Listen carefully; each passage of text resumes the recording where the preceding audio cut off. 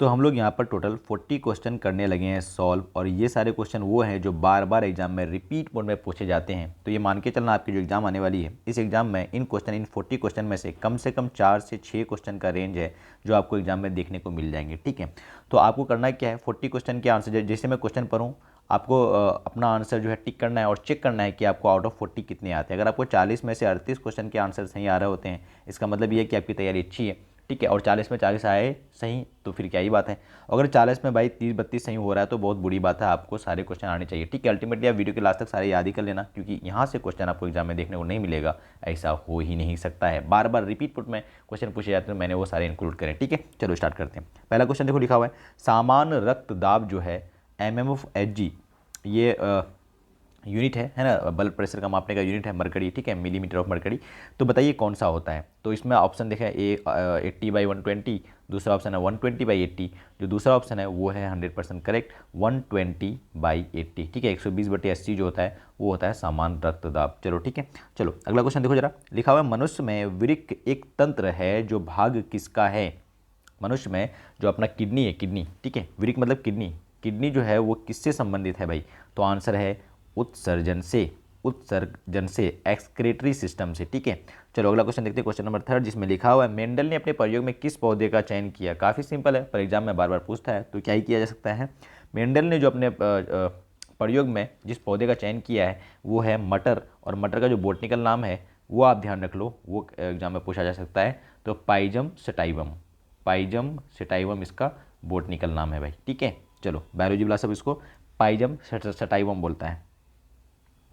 अगला क्वेश्चन देख लेते हैं, क्वेश्चन नंबर 4, और वो ये है कि निम्न में मास्टर ग्रंथि किसे कहा जाता है। मास्टर ग्लैंड इनमें से कौन सा है। तो आंसर है ऑप्शन है यकृत, थायराइड ग्लैंड, एड्रिनल या पिट्यूटरी। तो सही जो आंसर है वो है पिट्यूटरी। और आपको एग्जाम में यहाँ पर ना पीयूष ग्रंथि भी लिखा मिल सकता है। ठीक है, पीयूष ग्रंथि, क्योंकि इंग्लिश में पिट्यूटरी ग्लैंड कहते हैं और इसी की हिंदी होती है पीयूष ग्रंथि। ठीक है, तो आप वो भी ध्यान रख लेना। पराग कोष में पाए जाते हैं, तो पराग कोष में पाए जाते हैं परागकण। आपके एनसीईआरटी का क्वेश्चन है, डायरेक्टली कई बार एग्जाम में पूछा जाता है और सबको याद भी होता है वैसे तो। पराग कोष में क्या पाए जाते हैं, परागकण। तो आप यूँ कह सकते हैं कि आपका ये अल्टीमेटली टेस्ट है ना। आप जांच करो अपने आप को कि आउट ऑफ 40 आपको कितने आते हैं। लार में पाए जाने वाला जो एंजाइम होता है, लार जो होता है, लार ओरल कैविटी यानी मुख गुहा में जो थूक होता है उसी को हम लोग लार कहते हैं। ठीक है, और लार में पाए जाने वाला एंजाइम का नाम क्या है, पेप्सिन, टाइलिन, ट्रिप्सिन या कीमोट्रिप्सिन। तो सही जो आंसर है वो है टाइलिन। क्या है, टाइलिन। और टाइलिन को, टाइलिन की जगह आपको एग्जाम में एमाइलेज भी लिखा मिल सकता है, एमाइलेज। और एमाइलेज नहीं लिख करके कई बार सलाइवरी एमाइलेज भी लिख देता है, सलाइवरी एमाइलेज। ठीक है, तो टाइलिन का दूसरा नाम एमाइलेज भी है भाई। ठीक है, तो एमाइलेज भी लिखा मिल सकता है आपको। चलो ये क्वेश्चन थोड़ा बढ़िया है, इसलिए बढ़िया है क्योंकि देखो लिखा हुआ क्या है, मनुष्य के एक कोशिका में गुणसूत्र की संख्या होती है। तो कई लोग 23 लगा के आएंगे, क्योंकि उसने पढ़ा है 23 होता नहीं है, 23 जोड़ा होता है। गुणसूत्र की संख्या जो 23 जोड़ा में है, पर यह संख्या पूछा है कि कोशिका में एक गुणसूत्र की संख्या बताइए। तो आंसर जो जाएगा वो जाएगा 46। ठीक है, और ये 46 जोड़ा में रहता है ऐसे करके। ठीक है, उसमें से 44 जो होता है वो ऑटोजम होता है, बाकी 2 सेक्स क्रोमोजोम होता है, एक्स एक्स और एक्स वाई। एक्स एक्स होता है फीमेल में और एक्स वाई होता है मेल में। ठीक है, चलो भाई क्वेश्चन नंबर 8 देखते हैं, जिसमें लिखा हुआ है कि एंड्रोजन है, एंड्रोजन जो है वो कौन सा हार्मोन है, नर हार्मोन है, मादा हार्मोन है या पाचक रस है या इनमें से कोई नहीं। तो एंड्रोजन जो है इसका सही आंसर वो है option number A, that is नर हार्मोन। नर मतलब मेल, एंड्रोजन मेल हार्मोन को कहते हैं और इसका सबसे कॉमन एग्जाम्पल है। एक्चुअली एंड्रोजन जो है ना कोई एक हार्मोन का नाम नहीं है, एक्चुअली एंड्रोजन जो है वो ग्रुप ऑफ हार्मोन है, बहुत सारा हार्मोन का एक ग्रुप है। इसका कॉमन एग्जाम्पल है टेस्टोस्टेरोन, टेस्टोस्टेरोन सुना होगा आपने नाम, है ना। ठीक है, चलो आई होप थोड़ा थोड़ा समझ में आया होगा। क्वेश्चन नंबर 9 देख लेते हैं फटाफट से, जिसमें लिखा है कि पौधे में खाद्य पदार्थों का आदान प्रदान किस रूप में होता है।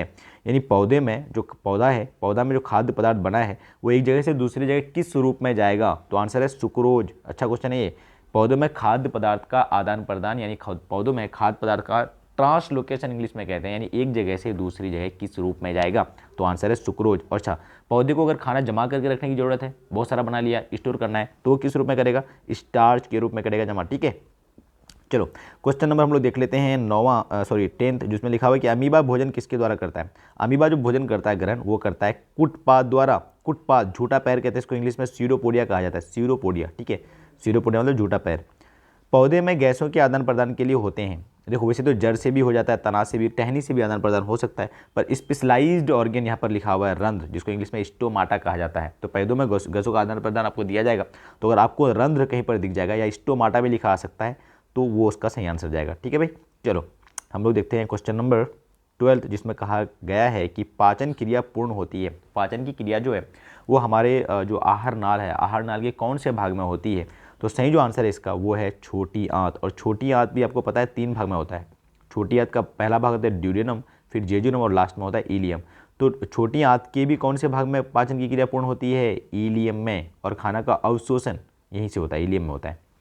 वृक्क जो है, वृक्क की रचनात्मक यानी किडनी का रचनात्मक एवं क्रियात्मक structural and functional unit of kidney जो है वो कौन सा है? मूत्रवाहिनी, ग्लोमेरुलस, न्यूरॉन या नेफ्रॉन? तो सही जो आंसर है वो है नेफ्रॉन। ठीक है, चलो क्वेश्चन नंबर 14 देखेंगे, जिसमें लिखा हुआ दही में पाया जाने वाला अम्ल। तो ये तो सबको पता होता है, लैक्टिक अम्ल। दही में कौन सा अम्ल पाया जाता है? लैक्टिक एसिड, H2C2O4 फॉर्मूला होता है, रख सकते हो आप, याद है ना। मछली का श्वसन अंग, ओहो ये तो बचपन से पढ़ते आ रहे हैं, गिल्स है ना, तो इस पर टाइम की बर्बाद करना। आगे देखो, स्टोमाटा के खुलने और बंद होने की क्रिया को कौन नियंत्रित करता है? तो जो स्टोमाटा होता है उसके अगल बगल 2 द्वार कोशिकाएं लगी होती है, रक्षक कोशिका भी उसको कहते हैं, ठीक है, गार्ड सेल। तो वही उसको कंट्रोल करता है, स्टोमाटा खुलेगा या बंद होगा, इस बात को कंट्रोल करने वाली जो कोशिका है वो है द्वार कोशिका।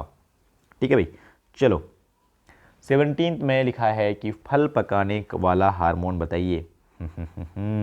तो काफ़ी सिंपल सा क्वेश्चन है, कई बार एग्जाम में पूछता है। इथिलीन जो है ये सही आंसर है इसका, इथिलीन, इथिलीन। ठीक है, अगला है कि हृदय के वेशमों का शिथिलन कहलाता है। हृदय जो है यानी हार्ट, दिल जो है, उसका वेशम जो होता है यानी जो 4 चैम्बर होता है, शिथिलन हो जाता है। शिथिलन यानी उसको इंग्लिश में क्या कहता है? डायस्टोल। क्या कहते हैं? डायस्टोल। हृदय का शिथिलन क्या कहलाता है? डायस्टोल।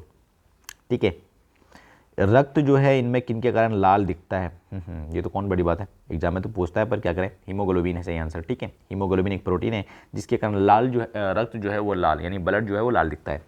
अगला है, किस प्रकार के शोषण से अधिक ऊर्जा मुक्त होती है? एनर्जी जो निकलती है वो किस प्रकार के शोषण से ज़्यादा निकलती है? वायवीय, अवायवीय या दोनों में बराबर, या इनमें से कोई नहीं? तो आंसर सही है वायवीय शोषण, यानी एरोबिक रिस्पिरेशन में एनर्जी का जो है ज़्यादा निर्माण में एनर्जी का निकासन ज़्यादा होता है, निष्कासन ज़्यादा होता है। पादप में जाइलम, जाइलम है ये लेम हो गया, जाइलम किसके लिए उत्तरदायी होता है? जल का वहन, जाइलम जल का वहन ना भाई, जाइलम जल का वहन, ऑप्शन नंबर ए सही है। ठीक है, 22 में पूछा 100 पोषण के लिए क्या आवश्यक है? 100 मतलब ऐसा पोषण जिसमें खाना खुद बनाता है, तो 100 पोषण के लिए आवश्यक है कार्बन डाइऑक्साइड, जल, क्लोरोफिल, सूर्य का प्रकाश, इनमें से सभी। तो ऑप्शन नंबर डी सही है। ठीक है, 23 है, निम्न में कौन सा पादप हार्मोन है? तो ऑक्सिन, एथाइलिन, एब्सिसिक एसिड, ये सारा का सारा ही क्या है? पादप हार्मोन है। ठीक है, तो ऑप्शन नंबर डी सही था। 24 देख लो एक बार, 2 तंत्रिका के बीच खाली स्थान को क्या कहते हैं? 2 तंत्रिका के बीच खाली स्थान को सिनेप्स कहा जाता है, सिनेप्स। ठीक है, साइनेप्स भी कई लोग कहते हैं इसको। 25 है, अलैंगिक जनन मुकुलन द्वारा होता है। तो अलैंगिक जनन जो है, अलैंगिक जनन का एक विधि है मुकुलन, बडिंग कहते हैं इसको इंग्लिश में, बडिंग। तो इसका एग्जांपल क्या होता है? East and hydra, east and hydra, आपको दोनों एग्जांपल रखना है याद। तो ऑप्शन नंबर बी सही है। मस्तिष्क यानी दिमाग जो है उत्तरदायी किसके लिए? सोचने के लिए, हृदय स्पंदन के लिए, शरीर में संतुलन बनाने के लिए। हाँ, तो लग रहा होगा ऑप्शन नंबर कौन सा होगा भाई? सभी तो है सही ना। ठीक है, क्वेश्चन नंबर देखेंगे हम लोग 27, जिसमें लिखा गया कि एक लिंगी पुष्प का उदाहरण बताइए। पुष्प मतलब फूल, और एक लिंगी मतलब मेल या फीमेल पार्ट एक ही रहेगा उसमें, वो है पपीता। काफ़ी फेमस क्वेश्चन है, कई बार एग्जाम में पूछा जाता है और ऑप्शन भी ये सेम देता है, तो याद रखना पड़ेगा आपको। नर युग्मक और मादा युग्मक, नर युग्मक जो होता है वो होता है स्पर्म और मादा युग्मक होता है ओवम। तो दोनों का मेल संगणन को क्या कहते हैं? उसको कहते हैं निषेचन, फर्टिलाइजेशन। ठीक है, 28 हो गया का आंसर डी। 29 में कहता है कि निम्न में कौन सा अवशेषी अंग है? अवशेषी अंग मतलब फालतू वाला, बेकार, हमारे बॉडी में तो है पर उसका कोई काम नहीं हो रहा है भाई। तो अंगूठा का कोई काम नहीं है क्या? साफ साफ लग रहा है भाई, काम तो है, लिखोगे कैसे फिर? और रीढ़ की हड्डी, इसके बिना तो कुछ हो ही नहीं रहा है। तो आंसर जो सही होगा वो होगा अपेंडिक्स, और अपेंडिक्स को कई बार वर्मी फॉर्म अपेंडिक्स भी कहते हैं। आयोडीन की कमी से होने वाला रोग, आयोडीन की कमी से कौन सा रोग होता है? मधुमेह हो जाता है क्या आपको? गलत बात है। तो घेंगा रोग, कौन सा रोग? घेंगा रोग, आयोडीन की कमी से घेंगा रोग होता है। 31 है, मधुमेह किस हार्मोन की कमी के कारण होता है? Pepsin, thyroxine, oestrogen, androgen. या तो वो वाला ऑप्शन ही नहीं लिखा है जो ऑप्शन होना चाहिए सही, तो ये हो गया बोनस। क्या हो गया ये? बोनस, ये तो ऑप्शन ही नहीं है। मधुमेह यार जो डायबिटीज होता है किसके कारण होता है? वो तो इंसुलिन की कमी के कारण होता है। इंसुलिन ऑप्शन में नहीं है, सही आंसर है इंसुलिन। ठीक है, 32 देखेंगे आप, निम्न में कौन उभयलिंगी, उभयलिंगी मतलब जिसमें मेल और फीमेल पार्ट दोनों हो, मेल और फीमेल पार्ट दोनों हो। सर ये क्या बनाते हो आप? ऐसे मेल को दर्शाया जाता है, बायोलॉजी वाला सब ऐसे दर्शाता है, और फीमेल को ऐसे दर्शाया जाता है। ठीक है, और मेल को ऐसे, पर या तो मेल और फीमेल दोनों है तो उसको ऐसे दर्शाया जाता है। ठीक है, उभयलिंगी तो कौन सा होता है? केचुआ। केचुआ में मेल और फीमेल पार्ट दोनों होता है। हर्माफ्रोडाइट इसको इंग्लिश में बोला था, हर्माफ्रोडाइट। अर्थवर्म भी होता है, केचुआ होता है, स्पॉन्ज एक जानवर का नाम है, स्पॉन्ज भी होता है, आप आगे सीखोगे। ठीक है, अभी जरूरत नहीं वैसे। मनुष्य के मुख गुहा में कितनी जोड़ी लार ग्रंथि पाई जाती है? आंसर है 3 जोड़ी। देखो जोड़ी लिखा है साफ साफ, कितनी जोड़ी? 3 जोड़ी। संख्या कितना? 6 हो गया, अरे 3 जोड़ी मतलब 6 हो गया ना। तो मनुष्य के मुख गुहा में 3 जोड़ी लार ग्रंथि पाई जाती है। 34 है, लिखा हुआ है फूल का कौन सा भाग फल में बदलता है? तो फूल का जो अंडाशय है, अंडाशय वो फल में बदल जाता है। ठीक है, और जो बीज है, बीज वो किससे बनता है ये आप कमेंट करो। फूल का कौन सा भाग जो है वो सीड बना है, बीज बना है? कमेंट करो, कमेंट करो फटाफट से आप इसका आंसर। ठीक है, 35 देखो जरा, मनुष्य के शरीर की सबसे बड़ी ग्रंथि 2021 में पूछ दिया, काफ़ी सिंपल क्वेश्चन है ना। यकृत, लीवर जो है वो largest gland in human body. ठीक है, 32 देखो आप, मानव हृदय में कितने कोष्ठ होते हैं? तो 4। मानव के हृदय में कितने कोष्ठ होते हैं भाई? 4 होते हैं। दांत की सबसे ऊपरी भाग, दांत का जो ऊपरी सबसे भाग है जो चमकता हुआ दिख रहा है आपको, है ना, पीला तो नहीं है आपका कहीं? पीला अगर होगा तो आपका डेंटाइन बाहर आने लगा है। एक्चुअली वो इनामेल होता है जो बाहर से दिखता है। ठीक है, तो मनुष्य के सबसे ऊपरी भाग कौन सा होता है? इनामेल। क्या होता है? इनामेल। लेकिन मनुष्य के दांत का जो मैक्सिमम भाग बना होता है वो किसका होता है? डेंटाइन का। ठीक है, 38 है, तंत्रिका तंत्र की संरचनात्मक एवं क्रियात्मक इकाई क्या कहलाता है? तंत्रिका तंत्र यानी नर्वस सिस्टम की संरचनात्मक एवं क्रियात्मक, structural and functional unit of nervous system is neuron. कौन? न्यूरॉन। 38 का ऑप्शन नंबर बी। 39 फटाफट से देख लो आप, जिसमें क्या कहा जा रहा है कि ग्लूकोज का रासायनिक सूत्र कौन सा होता है? याद है कि भूल गया आपने? याद है कि आपने गया, इसको है भूल। C6H12O6 कहाँ दिख रहा है? Option number C. Last question for today and the question is, ये क्वेश्चन पूछा भी जा चुका है 2021 में, और क्वेश्चन है कि चींटी के डंक में कौन सा अम्ल पाया जाता है? हाँ, ऑप्शन नहीं दिख रहा है ना? नहीं दिख रहा है ना आपको? दिखेगा भी नहीं, पर क्या आया नहीं अपने ढंग से। फॉर्मिक अम्ल पाया जाता है ना भाई। कौन सा अम्ल? फॉर्मिक अम्ल। और फॉर्मिक अम्ल का अगर IUPAC नाम देखोगे तो वो होता है मिथेनोइक अम्ल। कौन सा होता है? मिथेनोइक अम्ल। ठीक है, फॉर्मिक अम्ल का फॉर्मूला देखो ना, HCOOH। कितना कार्बन नजर आ रहा है इसमें? एक को बोलते हैं मिथ, और ये ओइक अम्ल, तो मिथेनोइक अम्ल। मैंने नेमिंग सिखा रखा है पहले ही, है ना। तो ऑप्शन नंबर सी करेक्ट है। तो बताना आप जरा कमेंट करना कि आपके आउट ऑफ 40 कितने सही हुए। Out of 40 you have to comment man, out of 40 आपके कितने हुए हैं सही, ये आप कमेंट करो। इससे आपको थोड़ा कॉन्फिडेंट बिल्डअप होगा कि भाई मेरे 36 हुए, 36 हुए। बी ऑनेस्ट, ऐसा मत करें कि 40 के 40 हो गए। अगर हुए होंगे तो करो भी, है ना। चलो ठीक है, मिलते हैं अगली वीडियो में। Till then bye bye, see you, take care, ख्याल रखें आप बहुत सारा अपना।